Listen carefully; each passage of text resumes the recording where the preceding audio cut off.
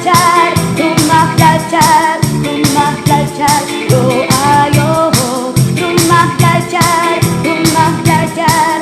Belajar asyik bersama rumah belajar.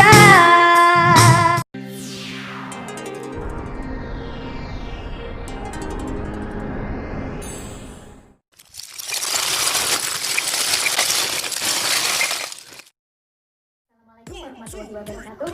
Halo sahabat rumah belajar. Kali ini bertemu dengan saya Sri Widarti, guru SMA Negeri 2 Jeneponto. Kali ini kita akan belajar tentang faktor-faktor yang mempengaruhi frekuensi pernapasan pada manusia. Materi ini ditujukan untuk sahabat rumah belajar tingkat SMA kelas 11.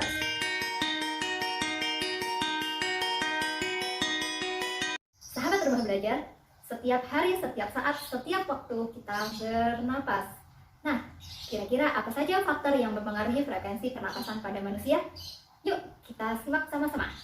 Yang pertama, faktor yang mempengaruhi frekuensi pernapasan pada manusia adalah jenis kelamin. Frekuensi pernapasan pada perempuan lebih tinggi dibandingkan frekuensi pernapasan pada laki-laki. Hal ini disebabkan karena volume paru-paru pada laki-laki lebih besar dibandingkan volume paru-paru pada perempuan. Pada laki-laki sehat yang normal, volume paru-parunya adalah 5,7 liter, sedangkan pada perempuan adalah 4,2 liter. Nah, faktor yang kedua adalah usia. Pada bayi, frekuensi pernapasannya akan lebih tinggi dibandingkan pada orang dewasa. Hal ini disebabkan karena sel-sel pada bayi sedang dalam masa pertumbuhan, sehingga memerlukan oksigen yang lebih tinggi. Nah, karena kapasitas paru-paru pada bayi itu masih kecil, maka untuk mencukupi kebutuhan oksigen tersebut, bayi frekuensi pernapasannya akan meningkat. Nah, pada orang tua atau lansia, frekuensi pernapasannya juga akan meningkat.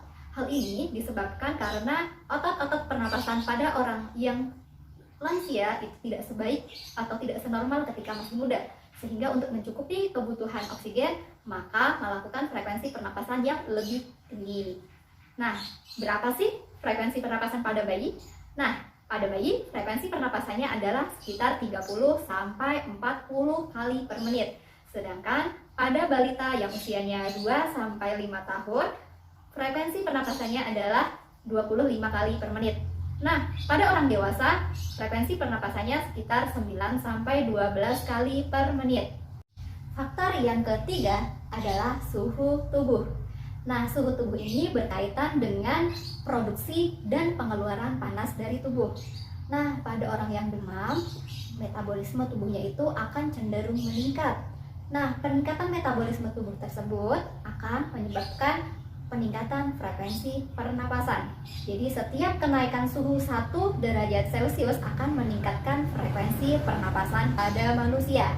Faktor yang keempat yaitu posisi dan aktivitas tubuh. Orang yang posisinya berdiri, frekuensi pernapasannya akan lebih tinggi dibandingkan dengan orang yang posisinya duduk. Kenapa? Hal ini terjadi karena otot-otot pada kaki, pada orang yang berdiri itu akan berkontraksi sehingga memerlukan energi. Nah, energi tersebut diperoleh dari adanya metabolisme oksigen, sehingga frekuensi pernapasannya akan meningkat.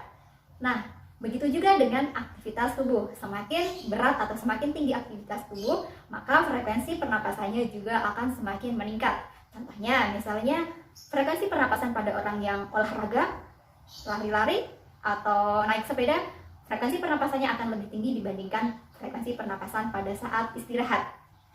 Faktor yang kelima yaitu emosi, rasa sakit, dan ketakutan.